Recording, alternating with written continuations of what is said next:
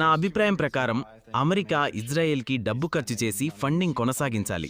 దీనికి 2 ప్రధాన కారణాలున్నాయి. ఇయాలా లేక చెయ్యకూడదా? చెయ్యాలి. మొదటిదేమిటంటే ఇజ్రాయెల్ సాంకేతిక రంగంలో, ముఖ్యంగా సైనిక రంగంలో ముందంజలో ఉంది.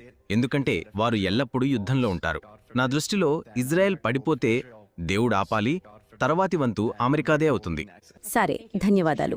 మొదటిదేమిటంటే అవును, నువ్వు చెప్పింది నిజమే. ఇజ్రాయెల్కి చాలా టెక్నాలజీ ఉంది, కానీ దానికి డబ్బు ఎవరిచ్చారు? మనమే.